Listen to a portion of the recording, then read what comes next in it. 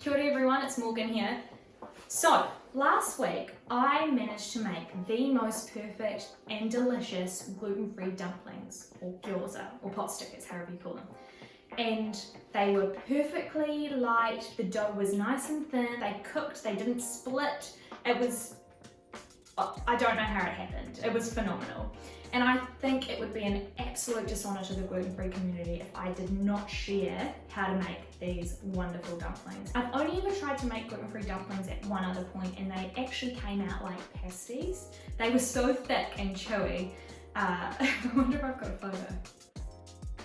I want to start off by saying that this recipe is not difficult. In fact, it's so easy. I actually think it's easier than making gluten dumplings. Because with gluten dough and making gluten dumplings, you have to let the dough rest, there's like a process, blah, blah, blah. But we don't deal with gluten here, none of that.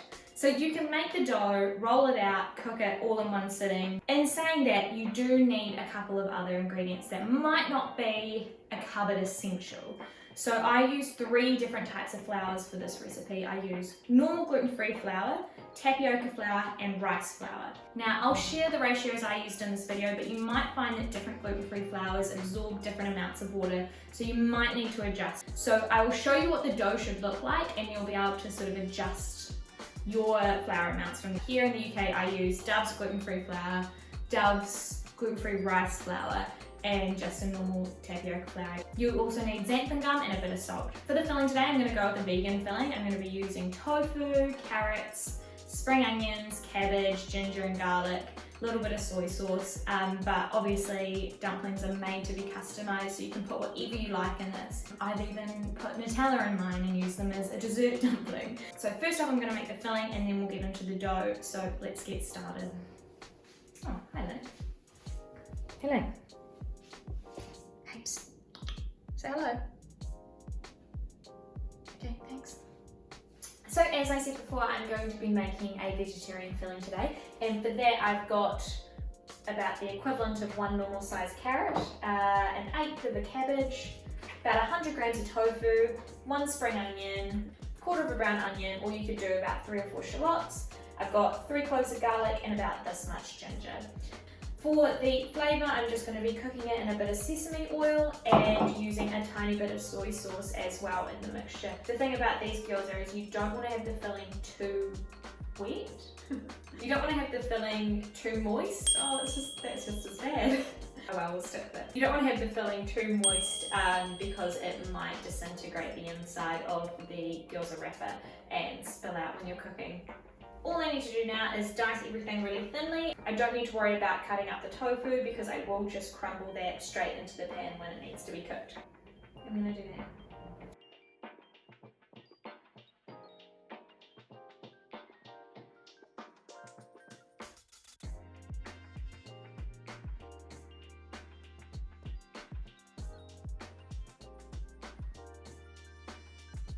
So all you need to do is put a non-stick frying pan over a medium to high heat and just pop in a drizzle of sesame oil.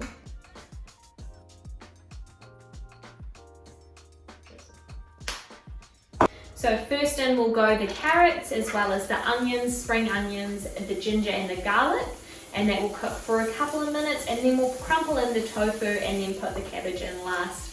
And then after that we'll do just a sprinkle of soy sauce just to give it a little bit of seasoning and a little bit of flavour, and we'll cook it until we've got a nice filling that isn't too moist.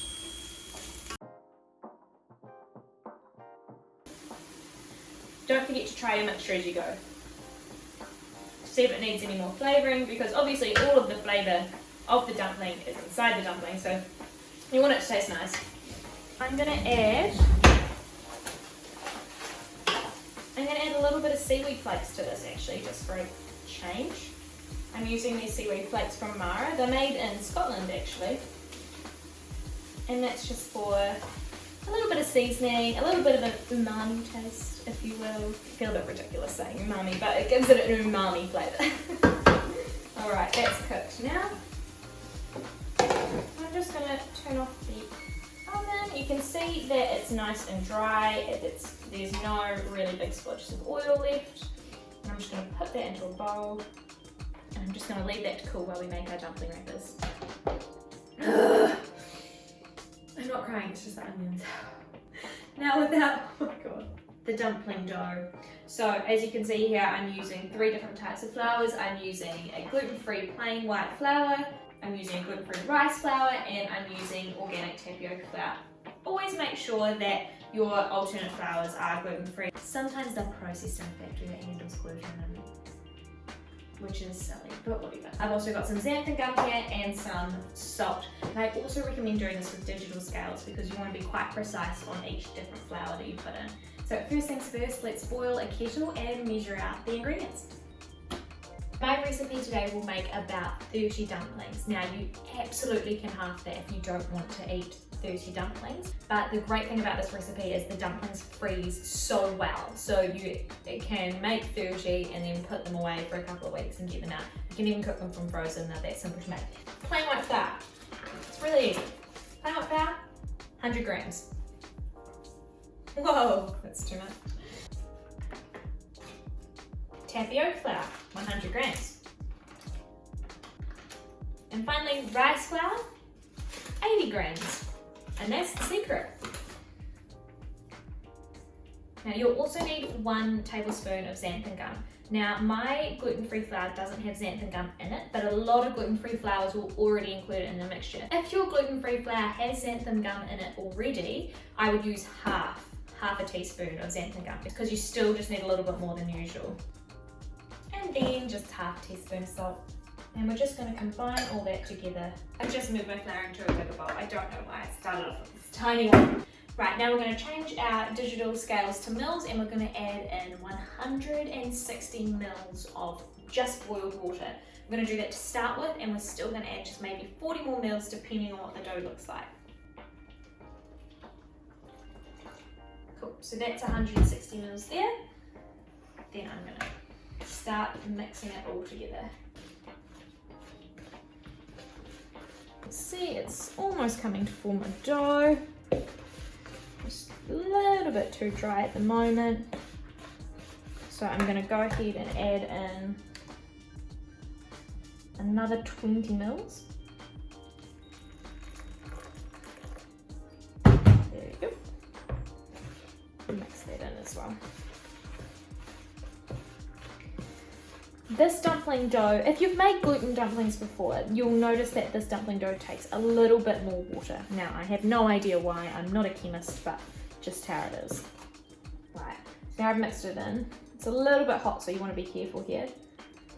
But I'm going to go in and start forming it into a dough with my hands.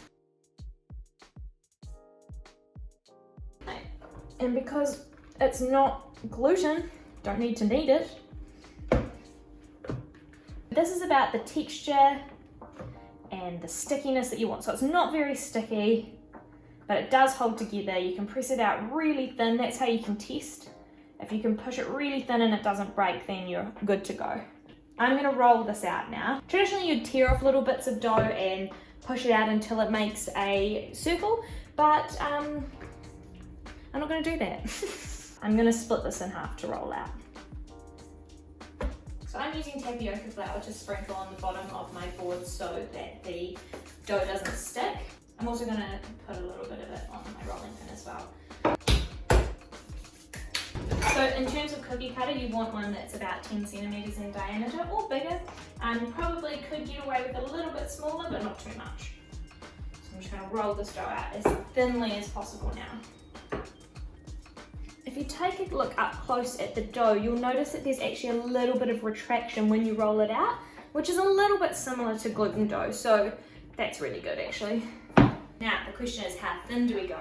And the answer to that is as possible, thin as possible.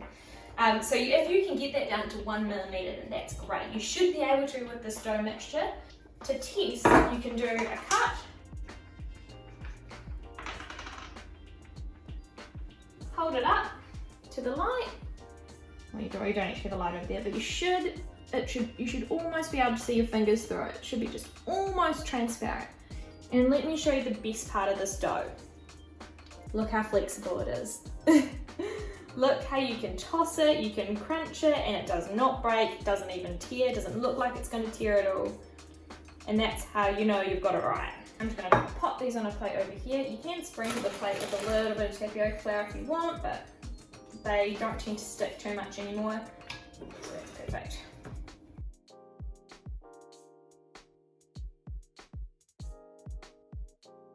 Now, if you're re-rolling and rolling your dough and finding that it's getting a little bit of dry from all the extra tapioca flour, you can really easy just re-moisten that just a little bit. You can pop it in a bowl, put a little bit more hot water over it and mix it again, and it should be good to go.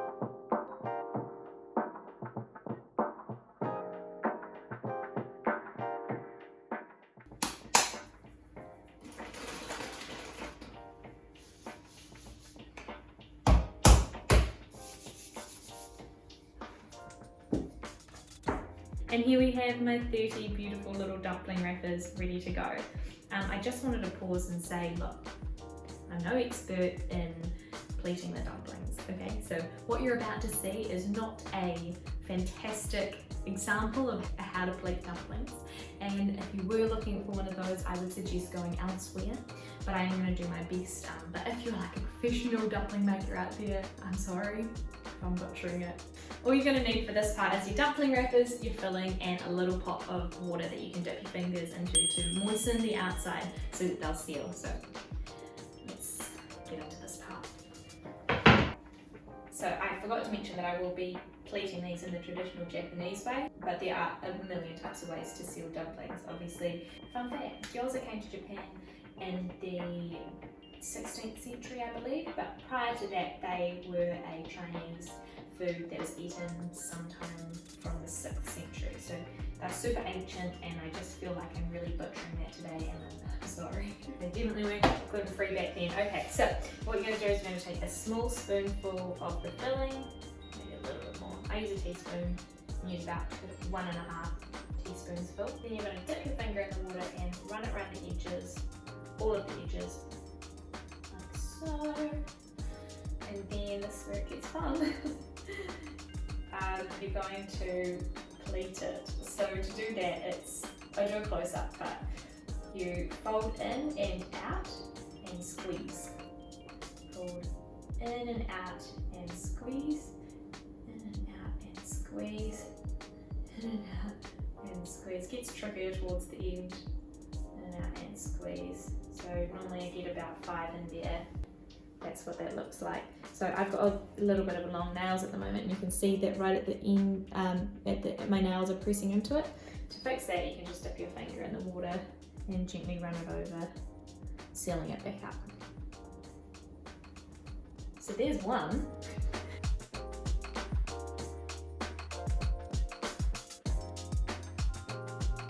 Finished wrapping my dumplings now. Some of them are truly horrific. If you ran into the problem of your dough cracking or breaking during wrapping, that's probably because your dough doesn't have enough moisture in it and you didn't roll it thin enough. So the thinner it's able to be rolled and the thinner you roll it, the better it will fold into dumplings. At this point, you can go ahead and freeze them. All you need to do is cover with a bit of Glad wrap or cling film and keep them in the freezer, and they last for ages in there. But I'm going to go ahead and cook some now. Today I'm going to be doing a combination of pan frying and steaming the dumplings, and to do that you're going to need a very reliable non-stick pan that has its own lid. Okay, you can't get around that. 100 mils of water, some oil, and your dumplings. So to start off, we're just going to heat up a little bit of oil in the pan, and we're going to put that on a medium to high heat. After that, we're going to put our lovely little dumplings in, and we're going to wait till they start sizzling. And when they're sizzling, you're going to pour in the water and immediately put on the lid. The water and oil, when they meet, they're going to be spluttering, and I don't want you to get burnt. After that, we leave them to steam for about 6 or 7 minutes. Then we take off the lid, let the excess water steam away, and cook them until they've got a nice crisp brown bottom.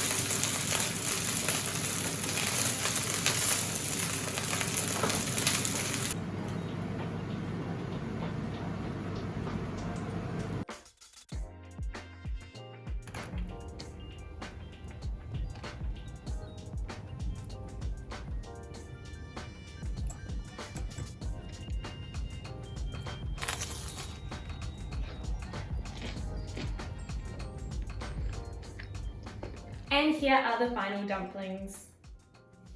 I also made a dipping sauce to go with this, which was just 3 parts gluten-free soy sauce and 1 part rice vinegar, as well as a little dash of mirin and a little bit of chili oil. As always, you can find the recipe in the description below, and if you enjoyed this video and want to see me make more of our favourite foods gluten-free, don't forget to subscribe, that would mean so much to me. Other than that, I'm just wishing you a future full of really good gluten-free dumplings.